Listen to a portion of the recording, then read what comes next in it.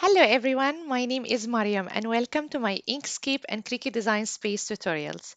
Now Inkscape released 1.3 version as most of you know, and it has been very exciting. The last month and a half, I was trying to experiment every single new feature, and to be honest, many tutorials are required to be able to cover all of them. They are amazing. I really appreciate all the developers' work. The most exciting one for me is the Shape Builder tool, which is the one I'm going to work on it today. And I will show you different options how to use it and how to make to design a nice simple petals and nice mandala. If you have been following me along for a while, you will know that my first passion about buying a Cricut machine is cutting a mandala design using vinyl and add it to my resin art. I will add the link in the description for how to download the newest version 1.3.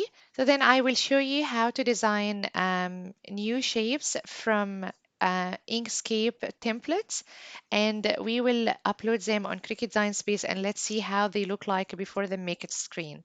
So when we go to Inkscape, I drew just a simple shape, circle and few stars to demonstrate first the idea of the shape builder. The new tool has been added here on the left menu, the drawing and editing tool menu, and the shortcut for it is X. That was originally the shortcut for the 3D box tool. Now this tool has only the shortcut Shift F4 because the X has been allocated to the new tool. Once I select my shape and I do click on the shape builder or X, the whole shape will become gray, and it will give me the option to create a new shape. So what is the idea? The idea that you have some overlapping shapes. It can be two or more. And then the shape builder, it will help you to add some segments together or subtract some segments, and then you end up with a new shape. So it's a building a new shape. On the top menu, you'll find four options: plus, minus, tick, and X. So the plus by default, it should be the first one comes up when you select your shape. Now, when I clicked on the shape builder, everything becomes gray. And now when I hover on any segment, it will become blue because I am on the plus mode. You have two options of adding. You can add by clicking only on the segment, or you can add by click and drag. Click and drag is more smooth and more beneficial in my opinion, especially if you do just a click. In some cases, you may find the divider is still showing up even after we do a path and union. I will just click on one of the segment. Let's say this one. I took the outside part of the star, and then I will click on the circle in the middle. Now, as you can see, those parts is still in gray. That means once I click the tick, it will actually remove them. So let's try. Here we go. They are back to their original color. Once I did the tick, that's totally fine. You go to path and then union, and that becomes one shape. It has been already welded and united together. Now I will do Control Z. This time I'm going to use the delete option. So I selected my shape again, and I will do X for the shortcut for shape builder, selecting the X, and now once I hover, it shows pink color. Whatever I'm going to delete here, it will be deleted. So I will click and drag, and it left me with some individual stars. So in Inkscape, we have the option to use a pre-made template. So you go to File, New, from Template, and there are many options under the Shape Builder. And I will select today for my tutorial the Celtic Knot and the Lily. I'll select the Celtic Knot first and create from template. And when you select that template, you have the option to create a different shape. So what I'm gonna do, I love to keep a copy first because I'm gonna try it on couple ways. Now I'm gonna do the click once, and I'm gonna do the click and drag another time to show you the difference in the result. I'll select my shape, X for shape builder, and I will go to do the plus. So the plus, it always comes with the blue mode and the minus comes with the pink mode. The color helps to know which feature you are using. Now I'm just gonna click individual segment. As you can see, the divider is showing. Between the two segments, the line is showing still.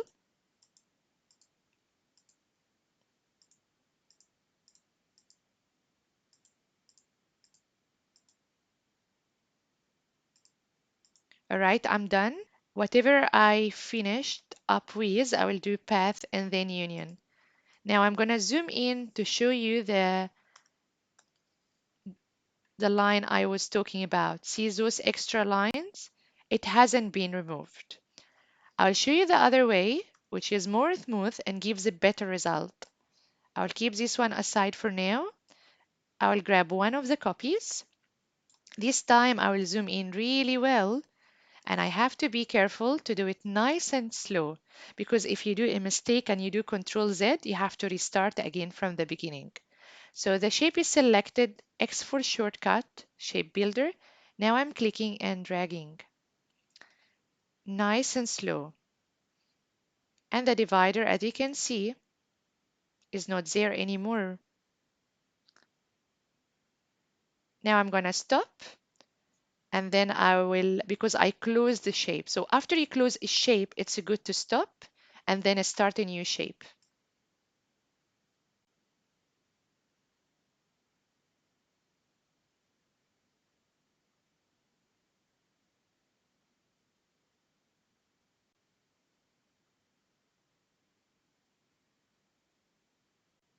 Nice. And then I will do the final shape. Okay, done. Okay, so number one, I didn't need to do path union. Number two, the dividers here, they are not there. So this is the advantage of click and drag compared to just clicking segments and then path union. I will give it a color so you can see the difference clearly. I added a fill. Here we go. The divider is clearly here. Okay, let's try the second template, but first we will save this one first, and I will call it the Celtic Knot.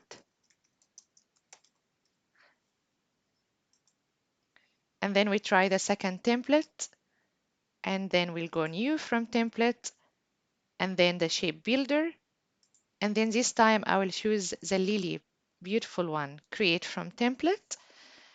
And again, I will show you how to use this one in a way that you can actually cut the vinyl in different colors using Cricut or Silhouette or any cutting machine. So I have my design. Also, I take a copy. So I did Control D twice. And then I selected one of the copies, Shape Builder. I am going to zoom in. This time I have to do it individually. It's impossible to click and drag because I wanted to choose those petals. It has to be individually. So I will select this one. It's a blue. That means I'm in the adding mode, which is normally comes by default as the first option. I'm happy with it. Path and then union. Beautiful. All right. Let's go to the second copy. I'm gonna move this one away. Let's grab the copy here. This time I prefer to take the one which is surrounding it. So what I'm gonna do, I will do the shape builder and I'm going to select the surrounding of the petal.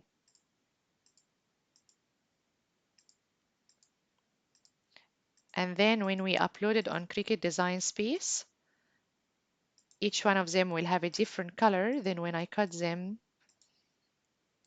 they are not one piece. Okay, perfect. I like this one. Simple mandala if you look at it honestly. I'll select it, path, union. Let's give it a color. Here we go. It's very beautiful. Okay, nice. All right, I will leave the third shape without touching it at all. And then I will also save this one. Let's call this one Lily and then save. and then we go to Cricut Design Space and upload it. Cricut Design Space, as you remember, we have the option to unite, subtract, intersect, exclude under the combine menu. And still the advantage in Cricut Design Space that the shape gets updated even after you finalize the result, which means when I had this shape, for example, and I did exclude, it will remove all the overlapping shapes in the middle. But also I had the option that I can move that triangle a little bit. If I did that in Inkscape and I press save and I can't do Control Z, you can't change the final shape anymore. And that's why my advice to you, always take a copy, as I was doing in the template. Take a copy first. Well, I know the template you can open it again from file, but any design in general, you draw it, take a copy before you start working on it and do major changes. But here in Cricut Design Space, I can still select the triangle and I can, let's move it a little bit inside. Once I release the shape, it will update automatically and the final result will be different again. I couldn't do that in Inkscape. So I wish Inkscape will add this feature in the future. Okay, so I uploaded it on Cricut Design Space. If you don't know how to upload, please check the link on the top here. It has a full tutorial how to upload SVG or if you would like to upload PNG. So it actually looks beautiful. If we zoom in, you will be able to see the divider we were talking about when we did the segment individually.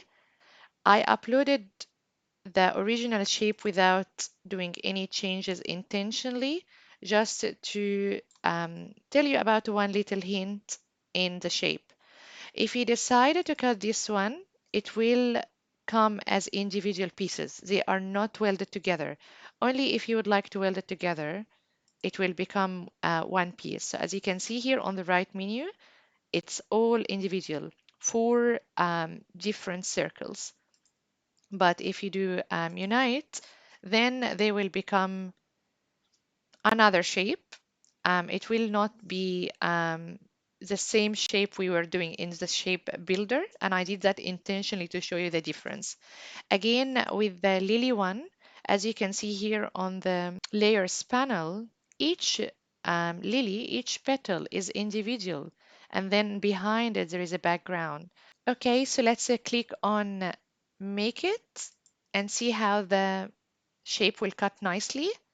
The most important one for me is the one we designed in Inkscape, not the original shape. So the shape builder result. And let's see the blue one. Okay, beautiful. And the petals and the other one. I hope this tutorial was useful for you. If you like this video, please subscribe to the channel. I appreciate every subscriber. Please let me know in the comment below what you would like to learn next in Inkscape 1.3. And if you have any question, please let me know. Thank you so much for watching.